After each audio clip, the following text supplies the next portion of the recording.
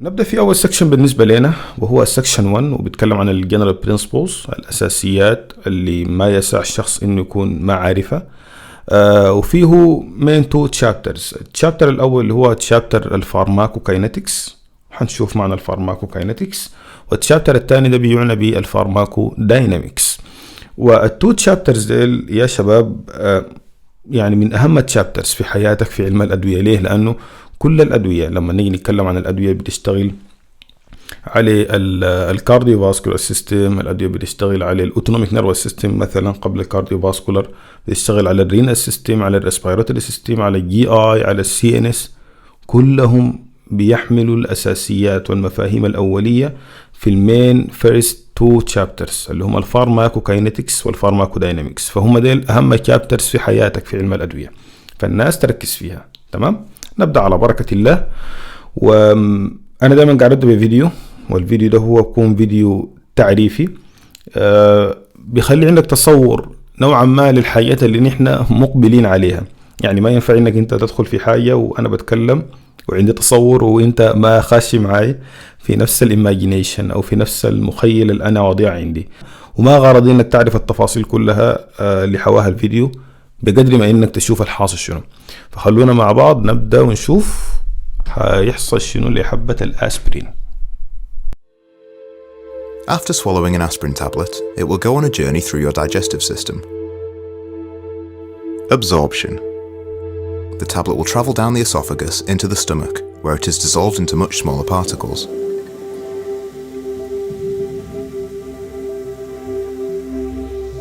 These particles will continue their journey into the small intestine, where most of them will be absorbed into the blood.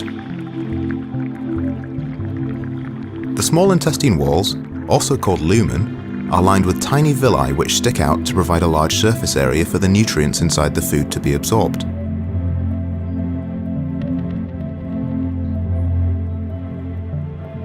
Looking closer at these villi, you can see they have a rich blood supply and they are covered in a thin layer of epithelial cells.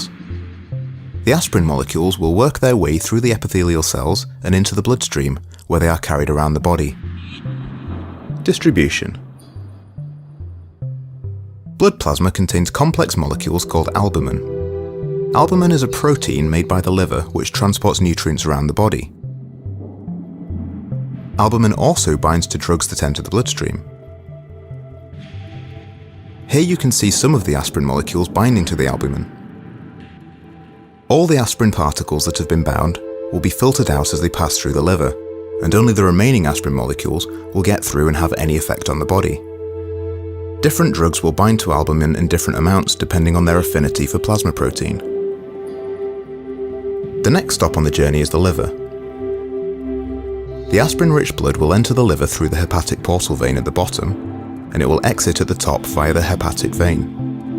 At this stage, even more of the aspirin will be removed through a process called first-pass metabolism.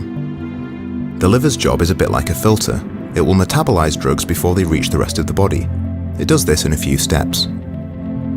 Phase 1 metabolism. First, aspirin is hydrolyzed, breaking off ethanoic acid and leaving behind salicylic acid. This salicylic acid isn't water-soluble, so it can't be excreted in urine yet.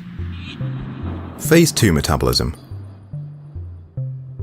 An ionized group is then added to the salicylic acid, forming glucuronide, which is water-soluble and can be excreted in urine. A lot less of the aspirin will continue its journey onto the rest of the body, including the site of the pain. Only 68% of orally taken aspirin will have any effect at all, because of all the filtering that the body has done. This percentage is called the drug's oral bioavailability. If drugs are not administered orally, e.g. intravenously or buccally, then they can bypass the small intestine and liver, so none of this filtering takes place and they have 100% bioavailability. We are now at the site of some skin tissue damage. Tissues in the skin are creating prostaglandins, which are causing inflammation. The prostaglandins are sending messages to the nerves in the skin responsible for the sensation of pain.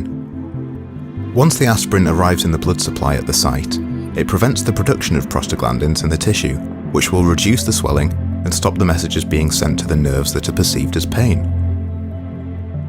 Excretion. any remaining aspirin in the blood will go round and round the blood supply, going back through the liver several times until it is all used up or filtered out of the body. It travels into the kidneys and then into the bladder for excretion.